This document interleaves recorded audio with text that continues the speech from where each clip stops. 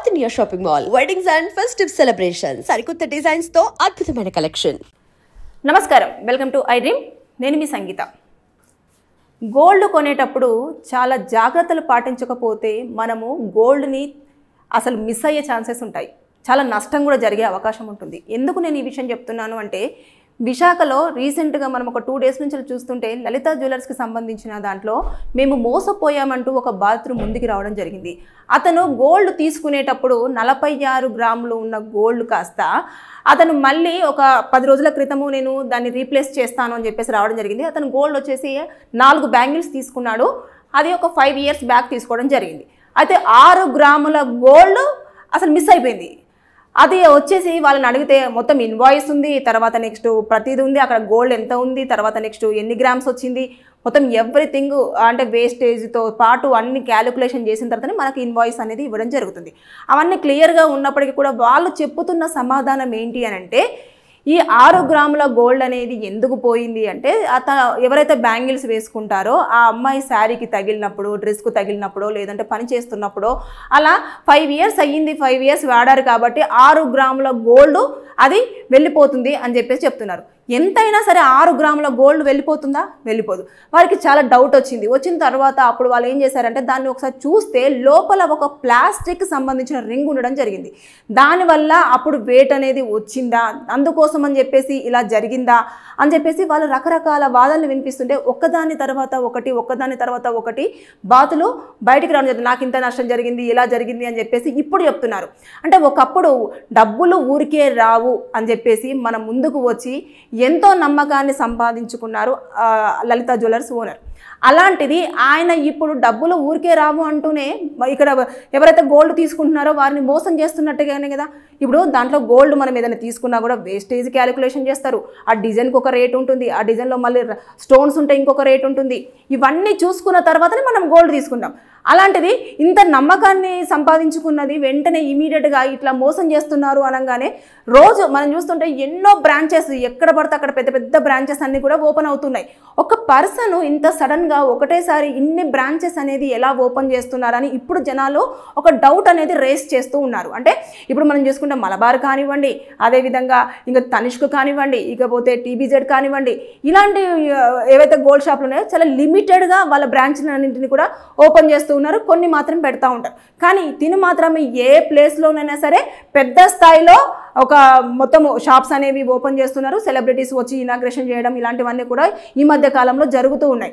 అయితే మనం చూసుకుంటే ఇంత డబ్బులు ఎక్కడికి వెళ్ళి వస్తున్నాయి, ఆయనకు నిజంగానే ఎవరైనా బినామీ ఉన్నారా, లేదు అనుకుంటే ఇలా మోసం చేస్తున్నారు కాబట్టి వారు ప్రజల దగ్గర నుంచి తీసుకుంటున్న సొమ్మునే అంత పోగేసి మరి ఇంకొక బ్రాంచ్ తీసుకోవడం జరుగుతుందా, ఇలా పలు వాదనలు అనేవి ఇప్పుడు తెర మీదకి రావడం జరుగుతుంది. అయితే ఇక్కడ మనం చూడాల్సింది ఏంటంటే, ఇలా జరిగినప్పుడు ఇమీడియట్గా కన్జ్యూమర్ కోర్టు ఉంటుంది కదా, అక్కడికి వెళ్ళేసి నేను ఇలా నష్టపోయాను, నాకు గోల్డ్ అప్పుడు ఇంత రేటుకి నేను ఇన్ని గ్రామ్స్ తీసుకోవడం జరిగింది, కానీ ఇప్పుడు చూసుకుంటే మాత్రం ఇన్ని గ్రాముల తరుగు అనేది వెళ్ళిపోయింది, అసలు గోల్డ్ మిస్ అయ్యింది అని అంటే వాళ్ళు చెప్తున్న సమాధానాన్ని మీరు అక్కడ రిటర్న్గా రాసి ఇచ్చి కనుక మీరు అక్కడ అప్రోచ్ అయ్యారు అనుకోండి, మీరు దాదాపుగా అప్పుడు 5 సంవత్సరాల క్రితం ఒక ₹1,00,000 గోల్డ్ తీసుకున్నారు, లేదంటే 2 లక్షలు తీసుకున్నారు అంటే దాన్ని మొత్తం క్యాలిక్యులేషన్ చేసి మీకు విత్ ఇంట్రెస్ట్తో సహా డబ్బులు మీకు రిటర్న్గా ఇవ్వడం జరుగుతుంది. కానీ ఇలాంటిది మళ్ళీ జరగకుండా ఉండాలి అంటే వాళ్ళు ఏం చేస్తారు అంటే, వీళ్ళకి ఒక నోటీస్ ఇవ్వడం జరుగుతుంది. దాని నోటీస్లో మొత్తం పూర్తి వివరాలు ఇస్తారు. ఇచ్చిన తర్వాత వాళ్ళు దానికి సంజాయిషీ ఇచ్చుకోవాల్సి ఉంటుంది. ఇకపోతే ఇప్పుడు ఎక్కువ కేసులు అనేవి నమోదవుతూ ఉన్నాయి కదా ఈ గోల్డ్ విషయంలో. మనం చూస్తుంటే వార్తల్లో అవే కనిపిస్తుంది. లలిత జ్యువెలర్స్ మోసం చేసిన బాధితుడు, లలిత జ్యువెలర్స్ 46 గ్రాములకి 40 గ్రాములు మాత్రమే గోల్డ్, 10 రోజుల క్రితమే అతను మార్చుకోవడానికి వచ్చిన వ్యక్తి మోసం, ఇలాంటివన్నీ టైటిల్స్ చూస్తుంటే షాక్ వేస్తుంది. ఇప్పుడు గోల్డ్ నిజంగానే మనం కొంటున్న గోల్డ్ నిజమా అబద్ధమా? మనం లోపల ఏదైతే బ్యాంగిల్స్ కొన్ని రౌండ్గా ఉంటాయి, ఆ రౌండ్గా ఉన్నప్పుడు లోపల గోల్డే ఉందా, లేదు అనుకుంటే దాంట్లో ఏమన్నా రాగి కానివ్వండి, లేదంటే ఇలాంటి ప్లాస్టిక్ది కానివ్వండి, ఏమైనా రబ్బర్ది కానివ్వండి పెట్టారా, ఇన్ని డౌట్స్ వస్తున్నాయి. ఎందుకంటే మనం ఒక డిజైన్ నచ్చి తీసుకున్న తర్వాత బ్యాంగిల్స్ దాన్ని అయితే లోపల మనము పగలగొట్టో లేకపోతే లోపల ఏముంది, ఇది నిజమైన గోల్డేనా కాదా అని చెప్పేసి చెక్ చేసుకోము. ఎందుకంటే నమ్మి మనము షాప్కి వెళ్తున్నాం. గోల్డ్ షాప్ అంటేనే మనం నమ్మకంగా వెళ్ళేది. అలాంటిది అక్కడ నమ్మకం లేకుండా ఇలా జనాల్ని మోసం చేస్తూ ఉంటే ఇంకా గోల్డ్ షాప్ల మీద నమ్మకం లేకుండా పోయే అవకాశం ఉంటుంది. అందుకని మీరు ఎప్పుడైనా సరే ఒక డిజైన్ చేయించుకునేటప్పుడు అందులో అన్ని మొత్తం రాగి కలుపుతారు, ఇత్తడి కలుపుతారు, తర్వాత నెక్స్ట్ వెండి కలుపుతారు. ఇలాంటివి చాలా మొత్తం అన్ని కలిపిన తర్వాత మనకు ఒక డిజైన్ అనేది రావడం జరుగుతుంది. మొత్తం ప్యూర్ గోల్డ్ తోటి అయితే మనం ఒక డిజైన్ని చేయలేము. కాబట్టి వాళ్ళు రాగిని ఎక్కువ కలుపుతూ ఉంటారు చాలా పెద్ద స్థాయిలో. మనకు అందుకే గోల్డ్ అనేది ఎర్రగా కనిపిస్తూ ఉంటుంది. అదే దుబాయ్ గోల్డ్ తీసుకున్నారనుకోండి, అది ఎల్లో కలర్లో ఉంటుంది. అందుకని అక్కడ ప్యూర్ గోల్డ్ దొరుకుతుంది అని చెప్పేసి ప్రజలు ఎక్కువ విశ్వసిస్తూ ఉంటారు. మనం ఆ గోల్డ్కి ఈ గోల్డ్కి కంపేర్ చేస్తే అది ప్యూర్ గోల్డ్గా మనకు కన్వర్ట్ అవుతూ ఉంటుంది. అయితే ఇక్కడ 22 క్యారెట్స్ అయితే ఇవ్వడం జరుగుతుంది, 24 క్యారెట్స్ కూడా కాదు. ఏది లలిత జ్యువెలర్స్.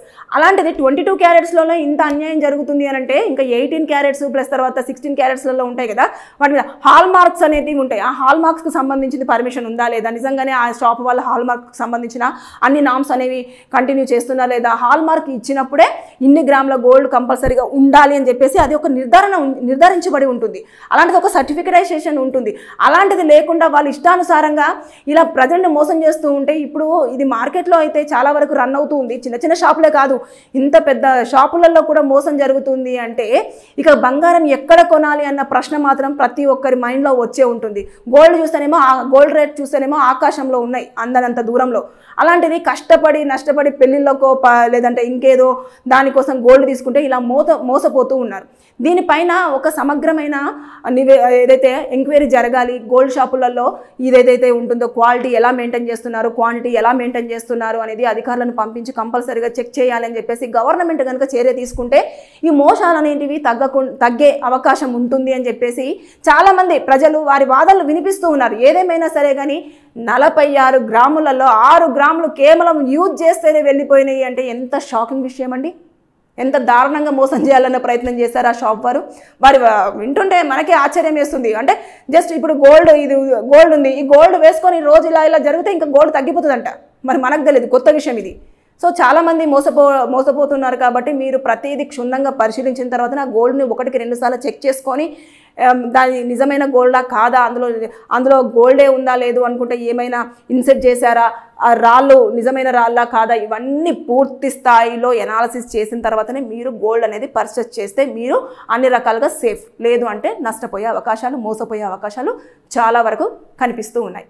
సో చూద్దాం ఏం జరగబోతుందో. రేపైతే ఎంక్వైరీ కమిటీ కనుక వేసి మొత్తం గోల్డ్ షాప్ల మీద ఎంక్వైరీ చేస్తే మనకు ఎక్కడ ఎలాంటివి జరుగుతున్నాయి అనేది తెలిసే ఛాన్సెస్ ఉంటాయి.